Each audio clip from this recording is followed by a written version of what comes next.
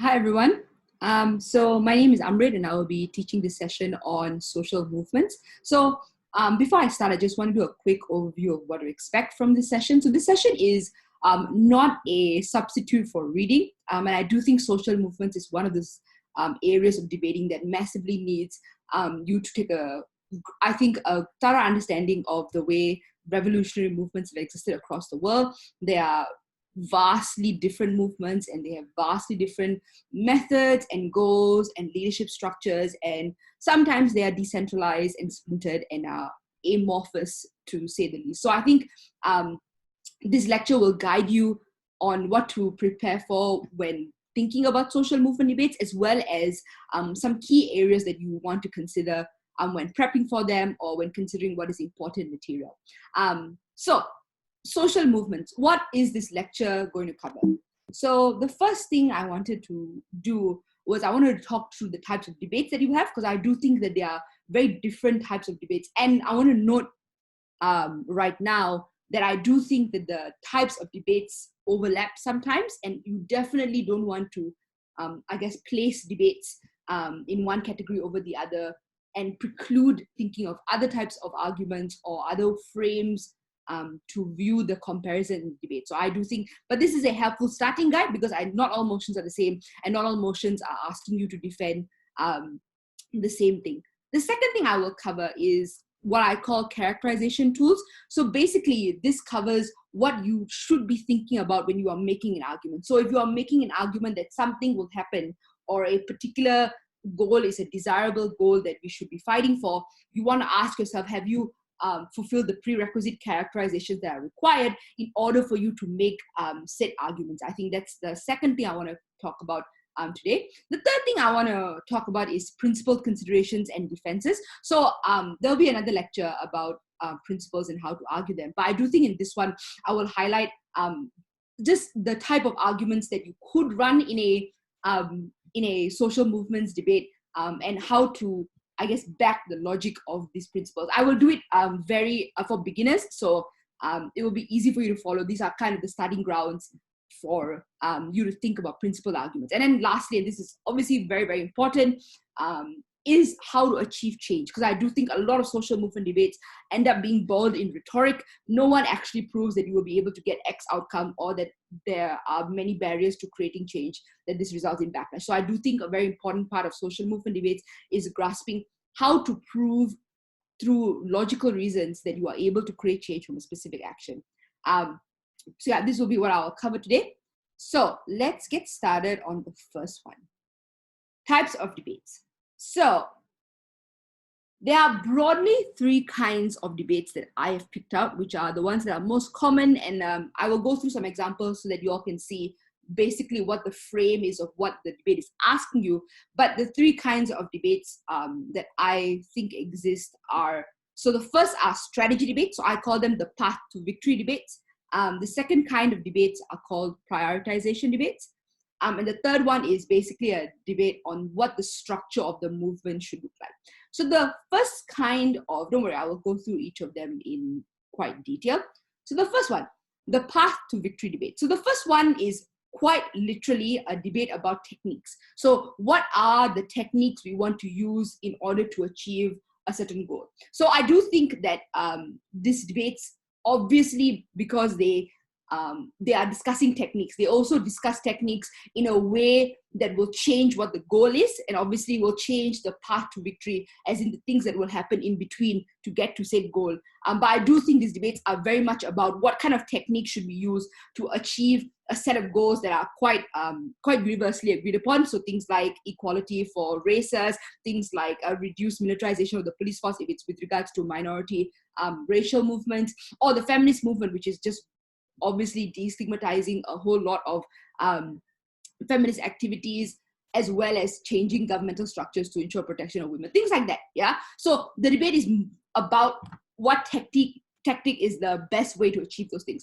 So I've listed out three examples here. I do want to go through them a little bit, not too much, and explain what I mean by a technique. So the first motion is, or you can read it, the queer movements in the Western liberal democracy you regret that they have moved from rioting and protest to pride celebrations. So obviously riots and protests have their benefits and they have their downsides, as well as pride celebrations have their benefits and have their downside in terms of a way of getting a message across, pressuring governments, engaging society. So obviously there are many different factors and facets to what is a technique, right? Because obviously there's a technique in approaching governmental policy and lobbying. There are tactics to get social change and grassroots movements going. There are tactics to get more social acceptance in the abstract and norm-based sense of these debates. This motion is asking you to assess whether or not the moving from protests and riots to the status quo where it is mostly pride celebrations in Western liberal democracies. So these are countries that are in the West, and these are liberal democracies, and whether or not that transition was a good thing or a bad thing. So this debate would just ask the comparison and obviously ask whether or not that transition was something that we would like. So that's the first kind of techniques, because obviously the technique in getting change through a riot and a protest is very, very different from a pride celebration. If for those who don't know what a pride celebration is, that is basically so like their festivities and gatherings and art shows and like discussions with the community that involve celebrating pride. It is a week in some places, it is a day in others. It can involve parades, it can involve like performances, celebrations, discussions, poetry, those kind of things. So they're very, very different kinds of techniques, and then the motion asks you to assess which one is more important than the other. The second one, I think, is a technique debate, and the reason I think is a technique debate, for those who don't know what the Black Panther movement was, obviously I think they are on the more militant side. They engage with things like following police officers at a safe distance to ensure that they're not victimizing African Americans during the 1960s. So the motion is basically about whether or not that kind of organization should be brought back into the United States. The third of this is about militant feminist groups. And I say this motion says militant, basically just means that these movements are willing to engage in very confrontational tactics. So for example, the Gulabi gang has beaten up police officers who are not willing to prosecute rape charges. They engage in protecting women in villages where men have hurt their women. So the motion is whether or not these kind of tactics in the developing world are counterproductive or productive to feminist ideology, as well as getting overall protection for women, depending on what you frame the outcome to be. So I think when you are looking at motions and you ask yourself, is this motion about what are the best ways to carry out a change? Ask yourself if the motion is asking you to reimagine the types of tactics we will use in society. If it does, then it probably is about which path to victory is more probable, more likely to get engagement, more likely to be successful in kind of getting some of the changes that we want, whether or not it increases more backlash. So questions of that such. So these are literal technique debates, and these are part of the debates that I think are called path to victory debates.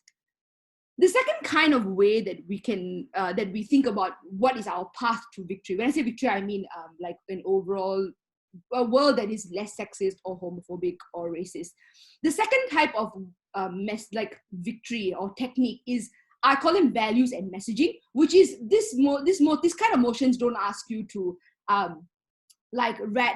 transform how we literally engage with the world, so riots and protests and things of the such. But this is a debate about what kind of values or messages should we send to society, and what does that do for the feminist movement. So this one, the first one is regrets the use of shaming men for their actions. So the question is whether or not the messaging that comes out of shaming a man, or the values we stand for as the feminist movement, when we use shaming, is that more likely to get us the goals that we would like to? Is that messaging part of the values that we think are important and principally correct as the feminist movement?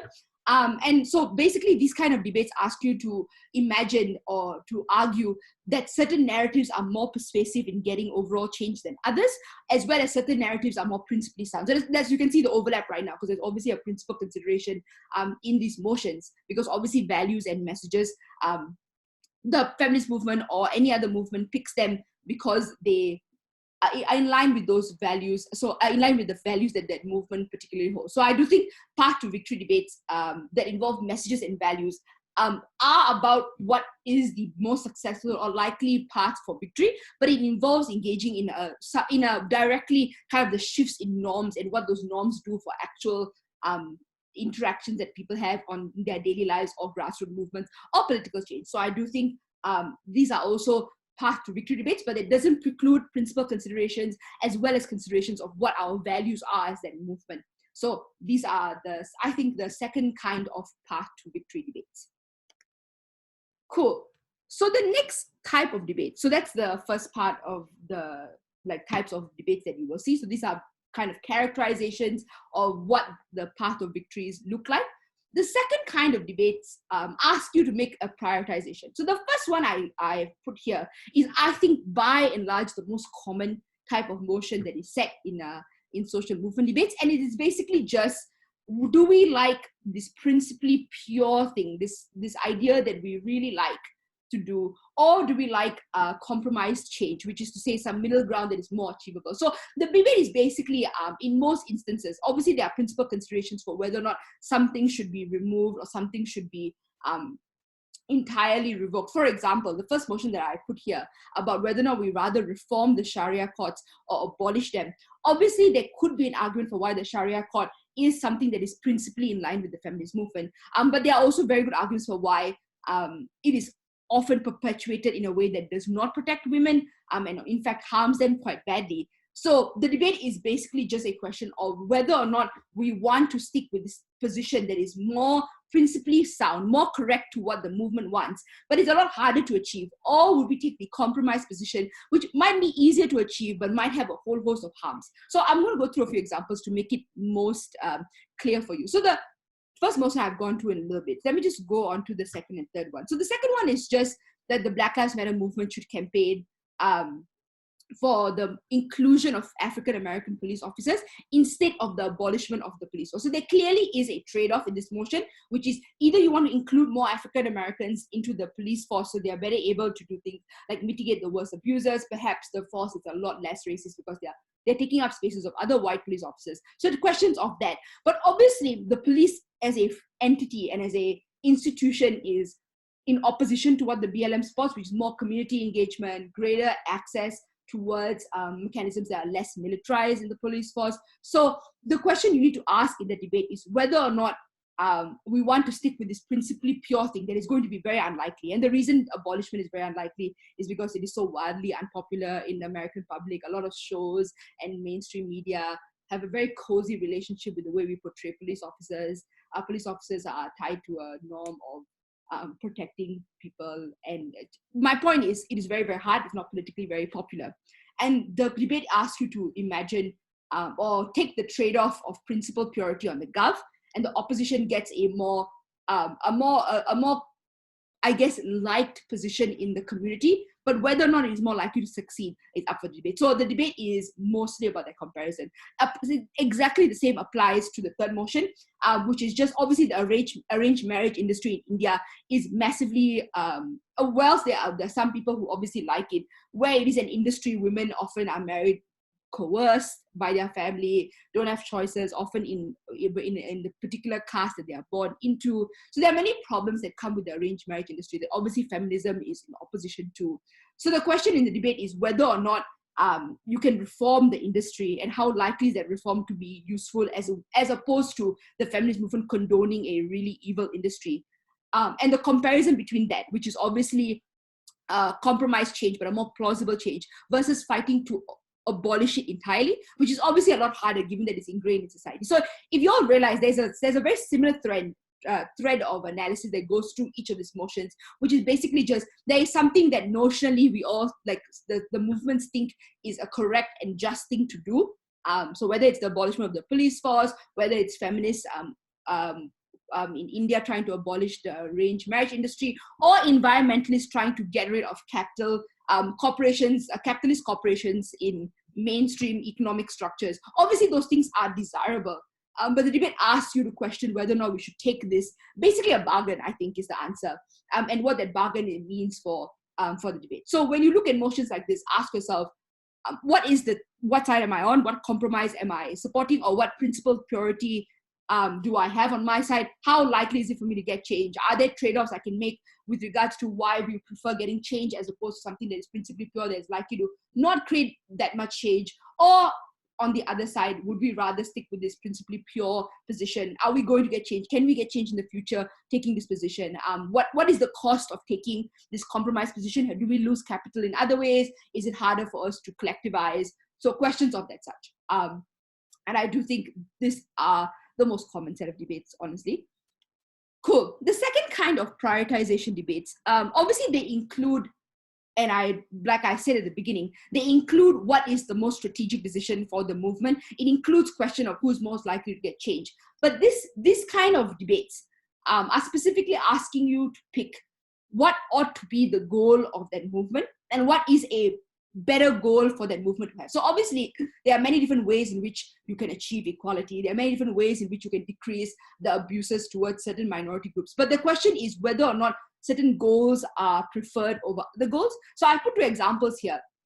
So the first one is just whether or not we as a matter of a goal, we would want to deconstruct masculinity as opposed to using it to achieve feminist goals, because obviously there are some benefits to co-opting masculinity and there's some harms to it. What kind of reality would we rather live in, or like what would we rather push for as the feminist movement?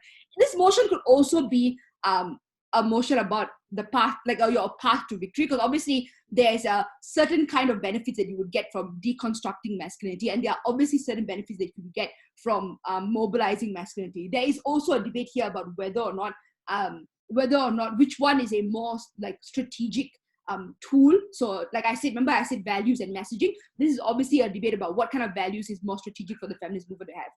At the same time, I also do think this is a motion that could be construed as a principled purity versus compromise change, which is just to say that obviously the feminist movement rejects not masculinity per se, but obviously masculinity as it exists right now.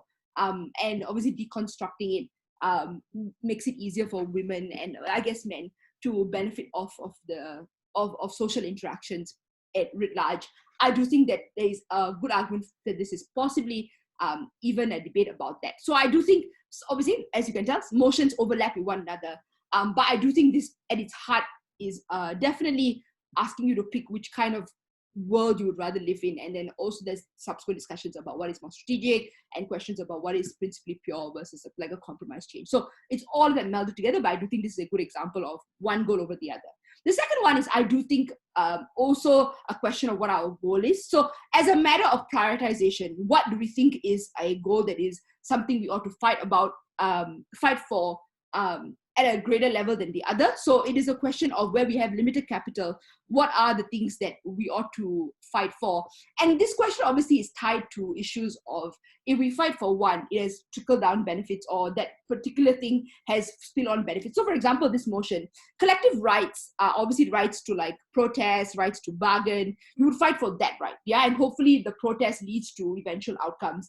But you, as the movement, would not be able to fight for these eventual outcomes, right? Because you are fighting for the right to bargain and the right to protest. On the opposition, you would fight for individual rights. So for example, you would position yourself as we would fight for the right to gay marriage, and whatever the mechanism to create that individual right is obviously something that we are not fighting for. So you would be okay with things like political lobbying, you would be okay with things like protest, but the point of the fight is for that individual right, not for that collective action. So this debate is a question of which kind of tool which kind of right is a better enabler of change, but as well as what kind of rights do we think the community wants? So what kind of rights should we prioritize as a goal?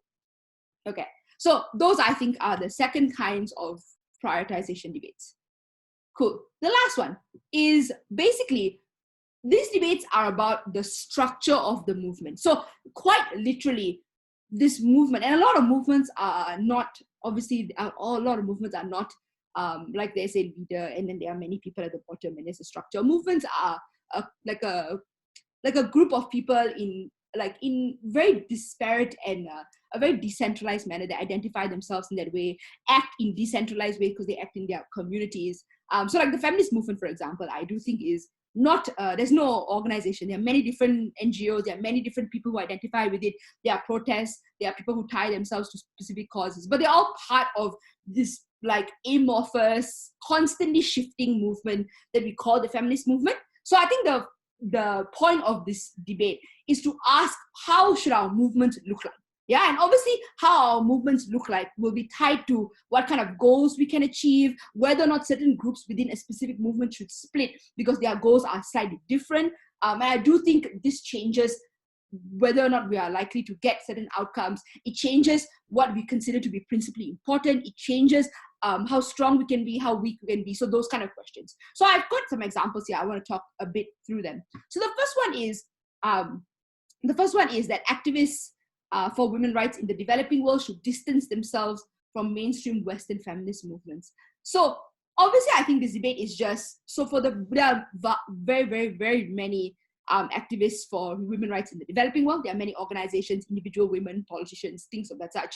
Whether or not those people should distance themselves as a matter of what their policies are, as a matter of where they get their funding, as a matter of public collaboration from Western feminist movement. So I do think in this particular debate, it is a question of, does splitting the global South and the Western mainstream feminist movement, how does that do for things like our ability to get funding? What does that do for our perceptions in the developing world? Will this bring more support to these movements because you're less tied to Western ideologies? Because there's a skepticism of Western actors in the developing world, especially with regards to social norms that are seen as antithetical to the cultural norms of the East, for example. So there are questions of whether or not the structural split is good. What do we lose? What do we gain? How does the splitting in the two groups of people change the messages that exist for those in the developing world?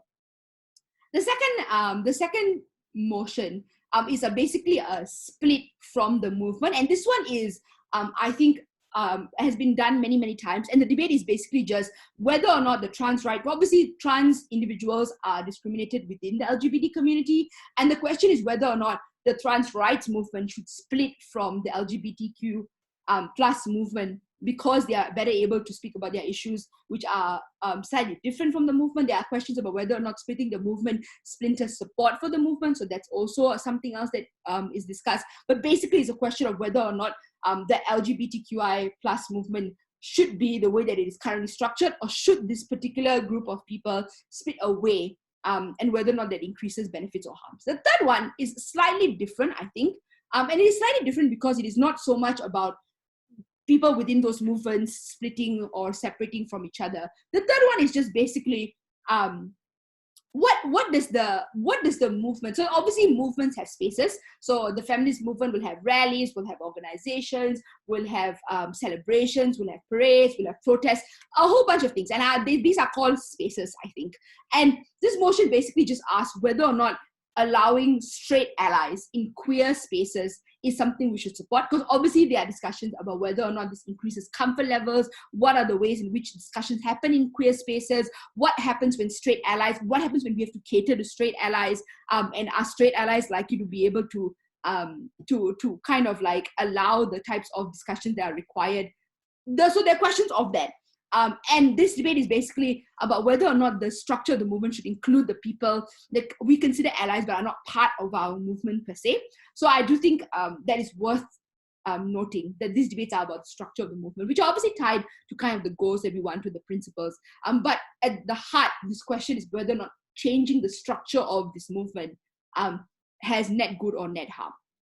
Okay, so that covers the types of debates. I know that took a little bit of time, but I just wanted to make sure you were able to see what I call the moving parts of motions, which is what are the areas that you need to cover, or what are the core comparisons that you need to make in order for the motion to be clear. Because I do think people, when debating social movement debates, spend too much time on what the problem is, or spend too much time on why women deserve rights, or why like women in the developing world are victims of like stronger patriarchal structures. Like, that's all fine and dandy, but if you're not getting to the heart of the comparison, you're not going to win the debate, and you're absolutely not going to cover what the debate, I think, envisions in terms of comparison. So I do think it is handy to kind of know the different types of motions that you will see in debate tournaments. Cool. The second thing I'm going to talk about is characterization tools. So this is basically just, what questions do you need to ask yourself when you are prepping for this motion? And what are some possible answers I could give you to kind of start that discussion? Obviously, once again, this is not a substitute for reading. You have to read to find out what are the specific ways in which change has been created in the past, what are ways changes have failed, what are some small ways in which grassroots movements have created change, what are some political like appointments or legislation that have been passed that have created benefits. There are many different ways that change happens with regards to social movements. This is not a substitute for reading, so I do think you have to read. Cool.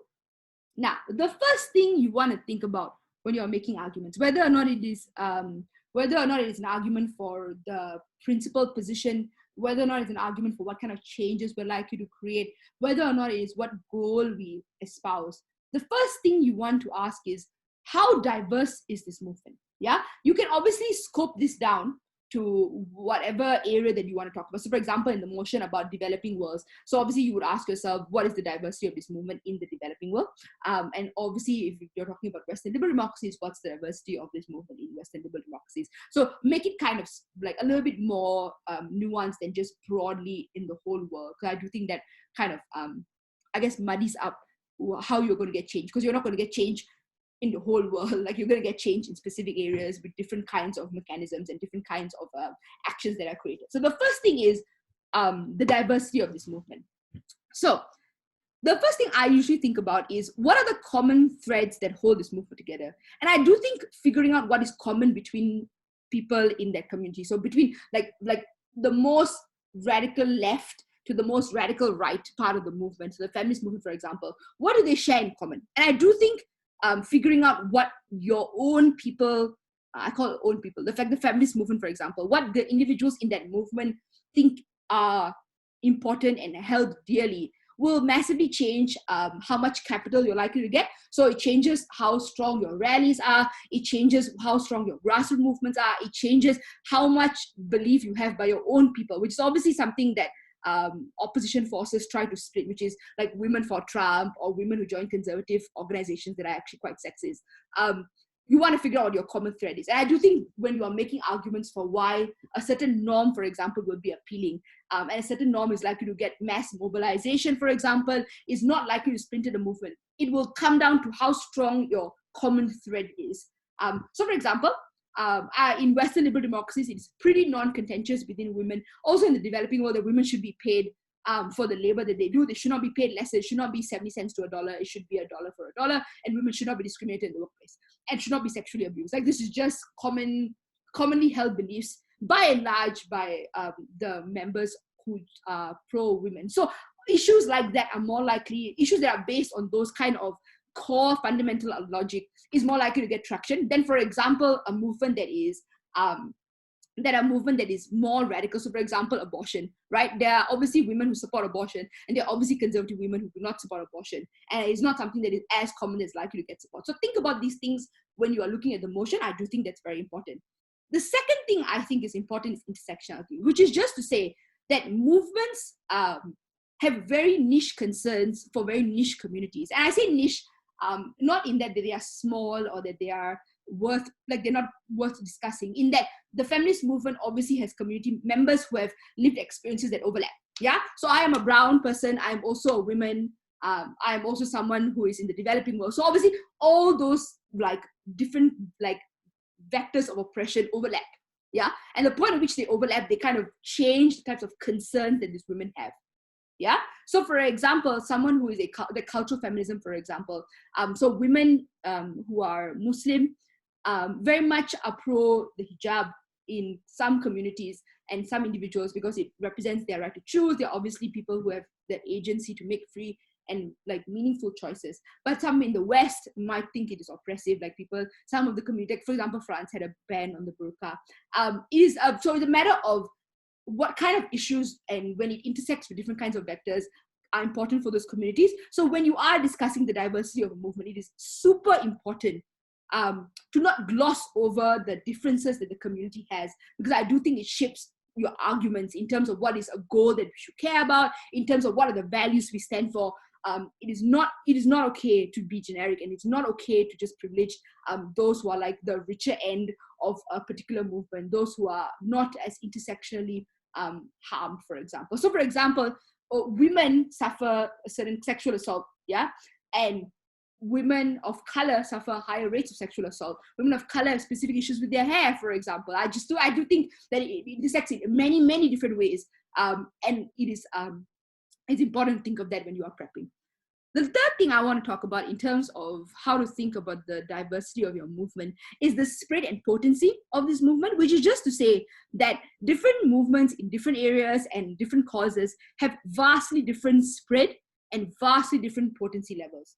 So a couple of things. So the first thing is that if your movement has a very strong spread, which means that it is involved in grassroots activism, it is involved in, maybe there are a lot of protests everywhere on this specific issue, like it is good spread. There's a separate question of how potent it is. And when I say potent, I mean, how likely is it to persuade the average person or the people in those communities to change their mind?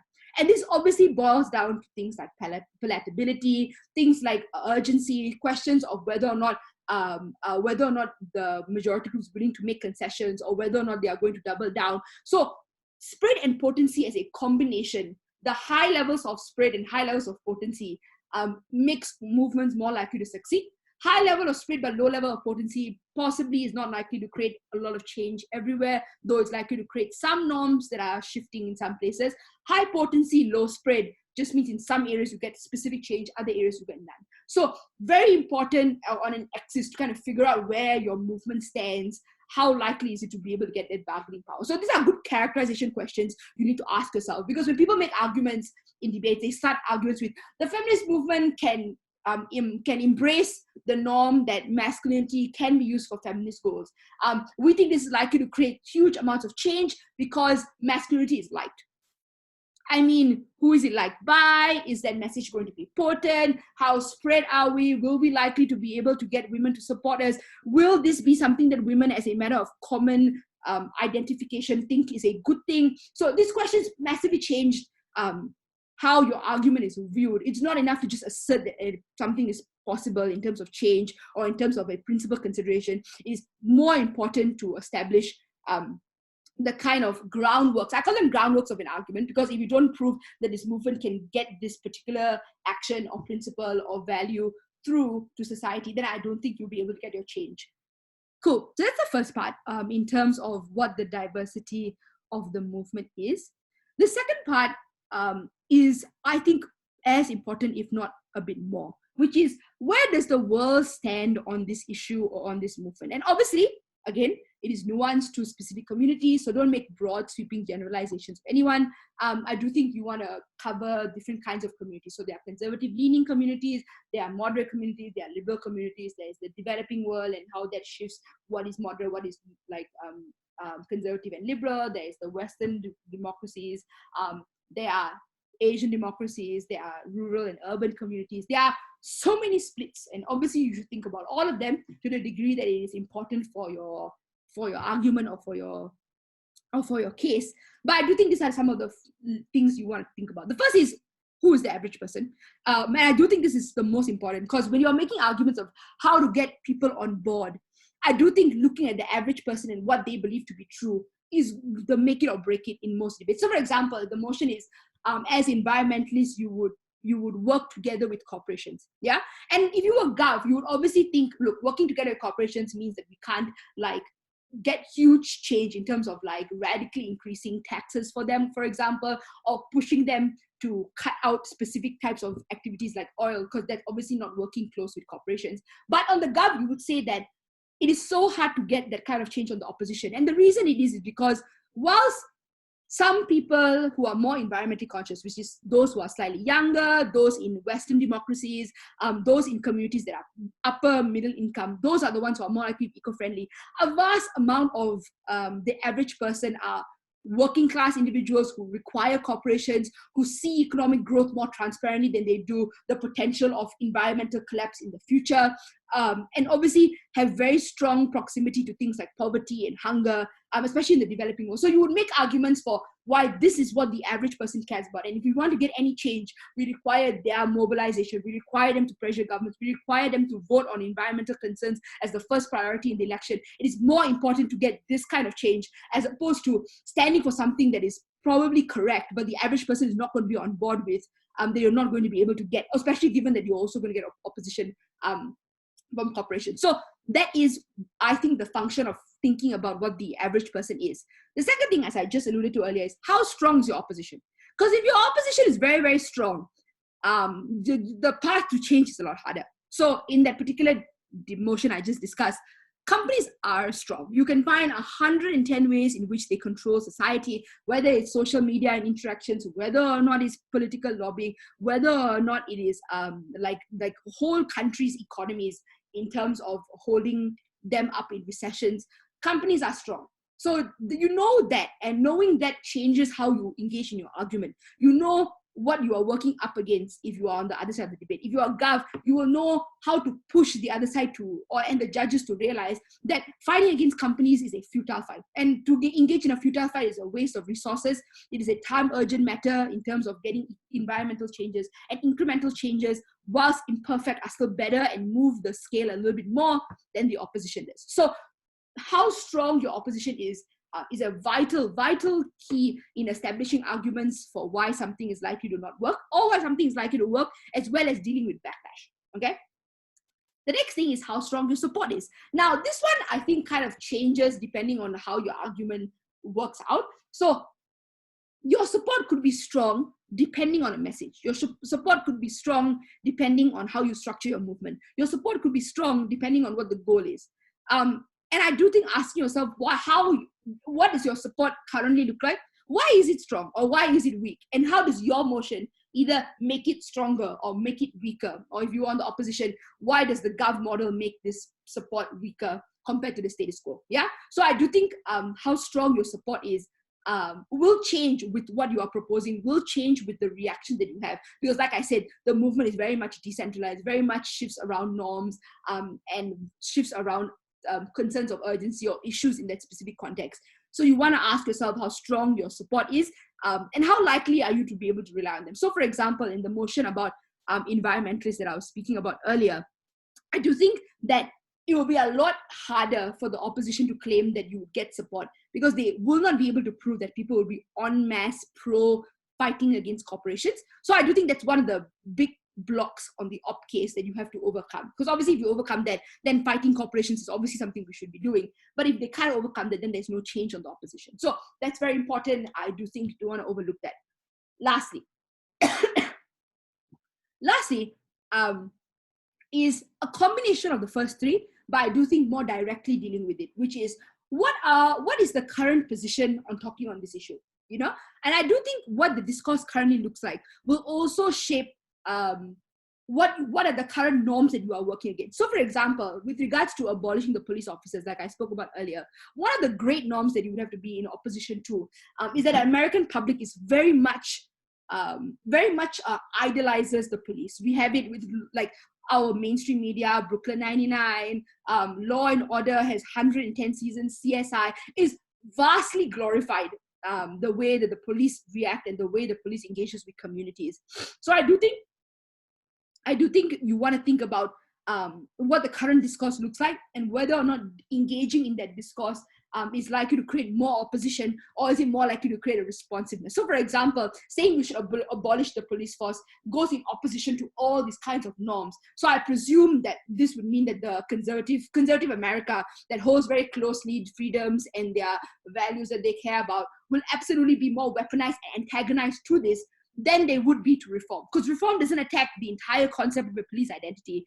It attacks like the quote unquote bad apple. So there's a discussion like this, and I do think discussion applies in a lot of other country contexts. So like, for example, if the feminist movement was to argue like abortion should be legalized because women deserve a right, it would be very unpopular in conservative countries because pro-life and things of that such. But arguing that more women should have access to greater healthcare so that they don't have unsafe pregnancies and they can abort if things are going wrong is a lot more palatable, because it goes in line with more values that the conservative communities care about. So, for example, motherhood and like, you know, having a mother, because obviously preventing death is important. So my point is, these are just examples of what the discourse looks like, whether or not it increases weaponization or decreases weaponization. Does it increase responsiveness? Does it decrease people? Whether or not you're getting people on your side, I think massively changes depending on what the discourse in that community looks like.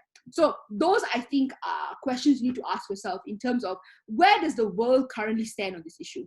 or on this movement, and how does my particular model on the gov or on the opposition detract or increase the probability of things becoming better. Cool. Next, this is achieving change, and now I'll talk about principal considerations. I think this is more important for me to cover up because there's a bit of material here. Now, I've listed here some mechanisms that you can possibly use. This is a non-exhaustive list, so please, by and large, if you have other things, you should use it. But I do think these are some of the things you want to think about. So the first is organic change. And I don't like using the word organic change because I do think that things change not organically, but as a result of slow shifts in norms and changes in the way people, I guess, interact with their society, themselves, and the government, for example. So the first question you want to ask yourself, whether you're gov or op, I think this question is important, is what is the trend in the status quo? If we continue with status quo, is it like a zero sum? Will nothing change? Is everything going to, like, are the forces that keep the society the way that it is, will it continue to exist that way? Or will doing this particular motion increase the rate of change? Will it regress the rate of change? Will it create more opposition? So asking yourself what the current trend is vastly is very, very important, because there is a value in deciding whether or not your particular model interacts with society's current movements in a way that is positive or negative. So, for example, there's obviously a trend against stigmatizing women for divorces in the developing world, so in India, in Malaysia, and the reason for that is massively tied to the fact that there is abuse and women shouldn't be hurt in relationships and families. Obviously, this is not everyone. I'm saying there's a trend towards it because there's a more liberal population in urban areas, there's a greater youth involvement, etc., etc. Perhaps this trend will be emboldened by certain actions that you have. Perhaps this trend will be regressed, and perhaps fighting for such a big cause will detract all other support that we have in other areas, and it's not worth it. So this question is important in framing that, I think. The second is civil disobedience, which I think is the obvious one, which is just sit-ins, protests that aim to pressure state legislation, boycotts, things that economically make a city come to a halt. Under that, I think obviously there is the mechanisms of violence. There's broad violence and there's targeted violence. Broad violence obviously engages in uprooting basically the society in a way that creates an urgency for them to end the violence. And targeted violence is obviously to the specific people that have caused harm, specific businesses, for example, specific areas of the community. And obviously the opposition to that is like non-violence. There's appeasement and buy-in. There are questions about whether or not being nicer to the majority community increases our chances of getting support, whether or not it is just relying on their benevolence, which is never going to happen. So questions of that nature. The third kind of way you can fight for change is lobbying and political change. So I obviously think this includes representation in key sectors. So does increasing more women in the boardroom, for example, change type of policies that corporations engage with? Does having more women in office change the type of political representation we get? Questions of that nature. You can also fight for legislation and court rulings, because those are obviously top-down approaches in terms of creating change. The other one that I think I left out is grassroots movements, because I do think a vast majority of the change that you can fight for comes from engaging with communities that have changed their norms and changed their values, or engaged in some kind of different action as a result of your movement. And that community creates a lot of benefits that obviously move upwards in terms of pressuring politicians and creating change and getting concessions from them. So I do think it is worth engaging in this. Now, I guess the question here is just, how do I know which one to use? When do I use it? And the answer is obviously there's no black and white answer. I do think the way that you will get an answer is by asking yourself, what am I trying to create in terms of an outcome? And then asking yourself, how many types of communities or different levels of change do I need to get to work in cohesion to get the political change that I want? And usually the answer is a combination of a couple of things, right? Which is just to say that a particular norm could be very persuasive for lobbying.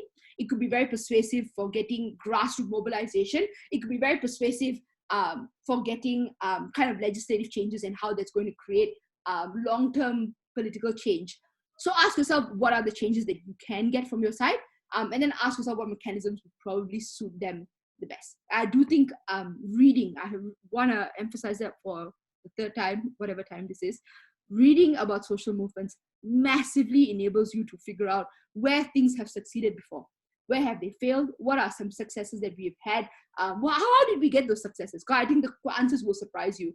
And I do think looking at them is very important. Cool.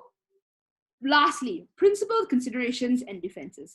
So, I mean, it will take me forever to go through every single one of them in detail. I want to flag some of the reasons I feel are valuable in terms of principles. So I think obviously defense of violence and self-defense are tied, which is just to say that some communities, it is self-defense in the sense that it is a last resort. It is often a result of systematic change not coming the way of these communities.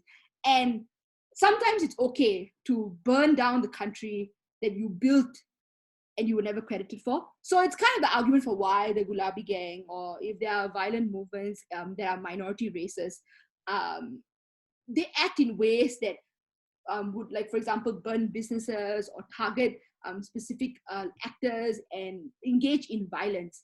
The defense of that is just that this community has been treated violently by the state. The state has a monopoly of force. The state engages in violent behavior towards these communities. They are unrepresented in a democracy. There is no reason but for systemic injustice they have been in the position that they are.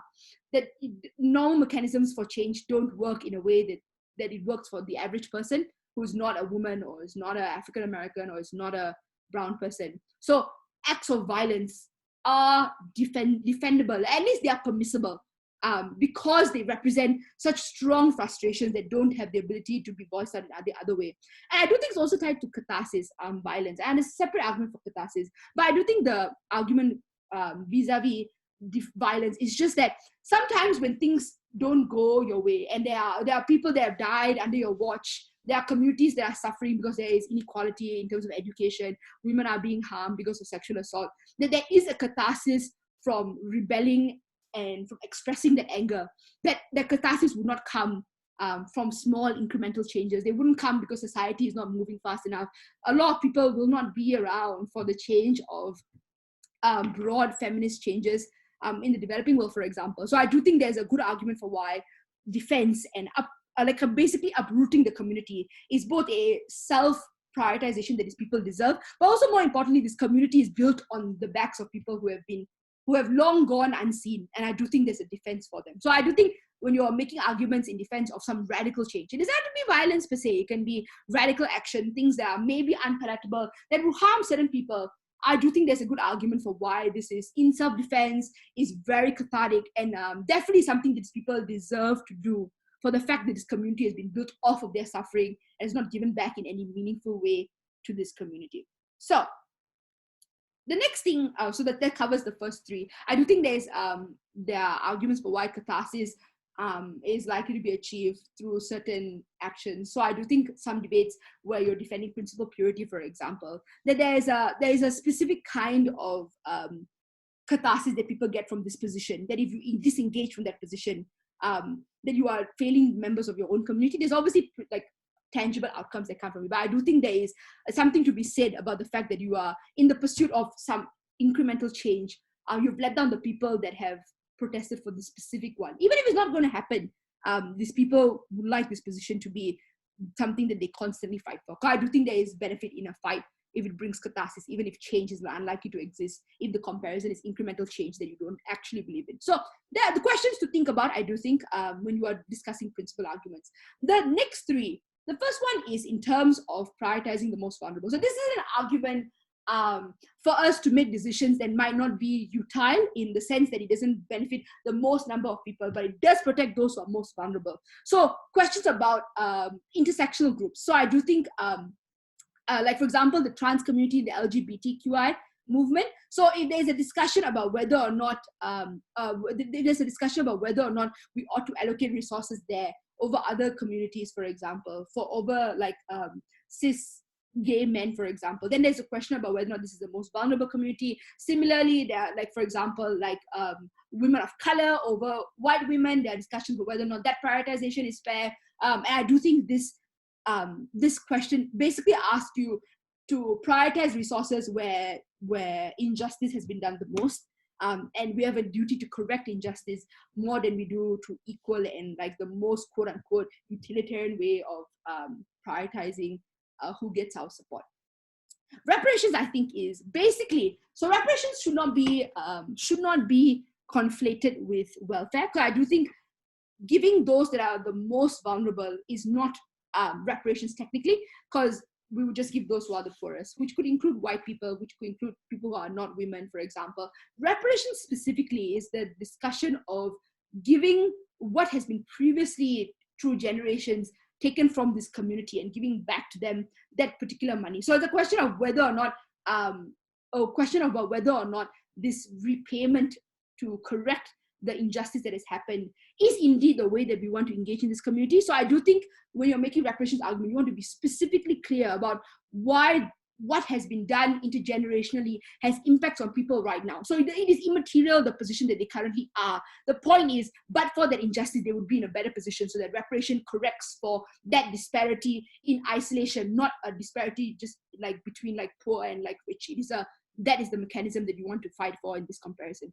And lastly, I think on this question about identity and intersectionality versus palatability. Now, this one I think is a very easy one to do, and I think it's a very strong argument that you all should employ, which is there are some parts of the identity of minority groups, whether they are women, whether they are racial minorities, or whether they are like sexual minorities, that are not palatable to the mainstream and are not palatable to like the majority audience that is slightly leaning conservative. So for example, wearing your hair in a way that is not quote unquote professional is not seen as palatable. Yeah, being loud and aggressive as a woman is not seen as palatable.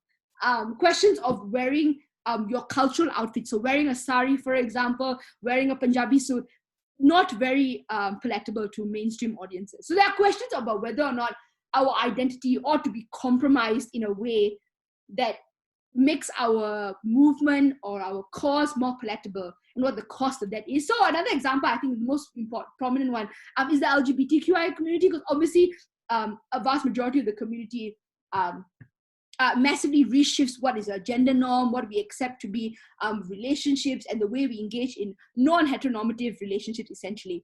That is obviously less palatable, but it is something that is a core part of identities of individuals. So I do think in this discussion, when you are defending the side that has to defend palatability, you must ask yourself, what are the things that you are going to get in trade-off? So for less palatable, for more palatability, more people are likely to get protection from the state. That's more likely to provide legislation, less likely to be violently attacked by members of the mainstream public, for example. And if you're defending intersectionality and identity, there is a core part of identity that is only expressed through being the person that you think you want to be, so the best version of yourself, essentially.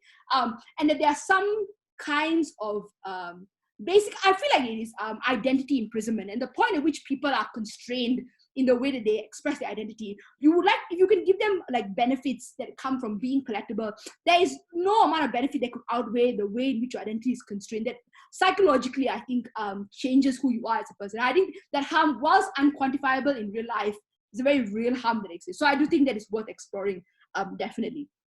So, I mean, obviously, these are certain ways to run the argument. Sometimes these are not the exhaustive list, not even close to the different ways you can run defense of violence, catharsis, self-defense, or any of the principles here. So do think about other ways you can run them. I just do think these are some of my go-to principles and the ways in which I try to explain somewhat abstract concepts, but mean a lot to communities from that particular group of people. So cool. That concludes this session. So if you have any questions, I guess you could email ADTI and we will be happy to answer them. But yeah, hope this works for everyone.